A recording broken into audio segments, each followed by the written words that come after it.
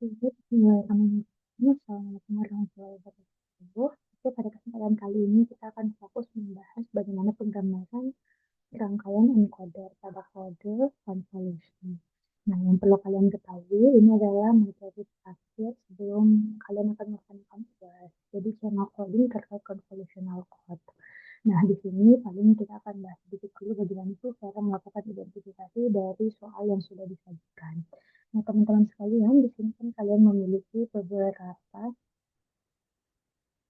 persamaan yang sudah diketahui awal ya, 213. 213 ini akan melambangkan nilai, nilai 2 itu akan melambangkan nilai output, dan nilai 1 itu akan melambangkan nilai input, dan nilai 3 itu akan melambangkan nilai panjang constraint.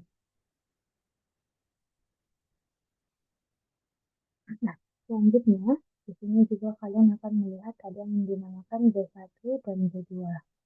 Sedangkan kalian punya 3 karena nilai register atau memori itu akan didapatkan dari nilai K dikurang 1, yaitu nilai panjang constraint dikurang 1 sama min 2.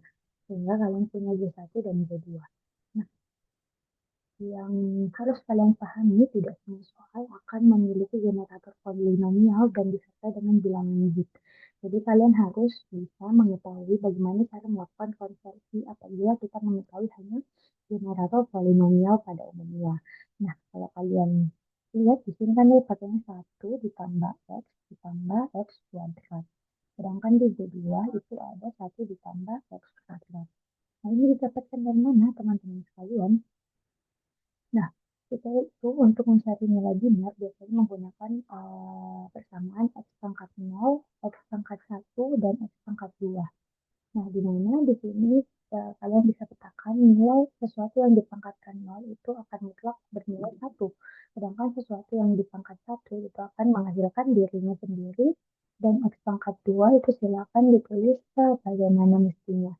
Nilai mungkin kalian tidak familiar biasa dengan istilah 2 pangkat 0, 2 pangkat 1, dan 2 pangkat 2 seperti itu. Jadi kalau dia bentukannya 1 tambah X tambah X kuadrat itu bernilai 1, 1, 1. Sedangkan kalau dia 1 ditambah X pangkat 2 berarti di X pangkat 0 itu dia bernilai 1, di X pangkat 1 dia bernilai 0 karena tidak dituliskan di persamaan ini, dan di X pangkat 2 dia bernilai 1. Sehingga nilai D atau register kalian sudah kalian ketahui. Lalu selanjutnya diminta nih gambarkan rangkaian encoder kode konvolusi. Jadi untuk gambar rangkaian encoder pada umumnya yang harus kalian perhatikan berapa panjang konsen, lalu berapa sih register yang digunakan, dan berapa nilai outputan. Nah, kalau pada soal ini sebenarnya kalian tidak usah khawatir karena semuanya sudah diterangkan di soal. Jadi per video ini kita akan bahas rangkaian encoder pada umumnya. Oke, jadi untuk menggambar itu tadi panjang konsen. Panjang konsen kan di sini kita lihat ada 3. Sedangkan memorinya atau si registernya hanya ada 2. Sehingga kalian bisa tuliskan dulu nilai SR1. Setiap orang cara penggambarannya beda-beda ya. Jadi silahkan di SR2. Sedangkan kita punya inputan itu sebenarnya ada 1. Jadi silahkan kalian tuliskan nilai input di sini. Oke, jangan lupa ini panel ini yang saya beri warna biru itu hanya penanda bahwa nilai yang ada di panel itu atau bobotnya itu akan berasal dari nilai inputan SR1 dan SR2. Lalu apalagi yang harus kalian perhatikan, di rangkaian encoder itu yang menjadi parameter penting itu ada yang namanya gerbang logika SOR atau eksklusif OR, di mana nilai eksklusif OR itu akan melakukan generate atau gerbang logika sebagai outputan kalian. Nah, di outputan kalian kan sebenarnya kalian memiliki nilai juga kan, sehingga ini SOR untuk outputan ke satu, dan ini untuk outputan kedua, seperti yang diketahui di soal U1 dan U2.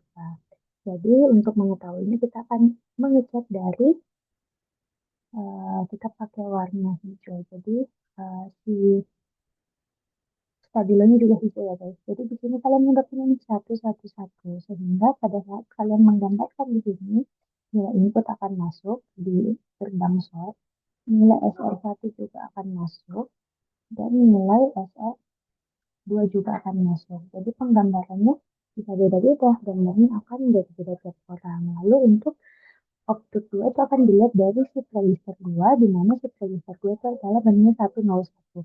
Bagaimana cara gambarnya? Berarti yang satu itu dia masuk. Oh, saya lupa.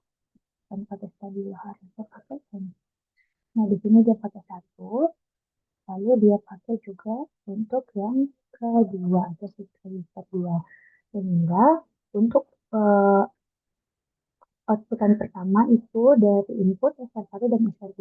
Sedangkan untuk outputan kedua itu hanya dari input dan juga SR2. Nah, yang paling penting kalian harus menggambarkan semacam apa ya ini namanya. Kalau dia akan ke switch atau kegeser dari output satu ke output 2 dan dia begitu pun sebaliknya akan diputar kayak dari satu dua lagi satu dua sehingga pada saat kalian menulis bit itu akan berurut seperti itu dan ini akan melambangkan nilai S-nya. Oke, sampai sini paham semuanya. Ya, harus sih kalian semua paham. Yang penting itu adalah panjang konstan, di mana panjang konstan kita sudah disebutkan. Di sini ada tiga, itu udah sesuai satu, dua, tiga. Shift register kalian tadi ada berapa? Yang ada dua. Sehingga di sini dituliskan ada shift register dua dan satu. Lalu output inputan kalian ada satu dan output ada dua. Sehingga bentuknya seperti ini. Dan jangan lupa untuk menggambarkan sistem-sistem untuk penulisan code word atau hasil kalian. Nah, mungkin itu saja untuk rangkaian encoder. Sebenarnya tidak ada yang bingung, jangan sampai salah.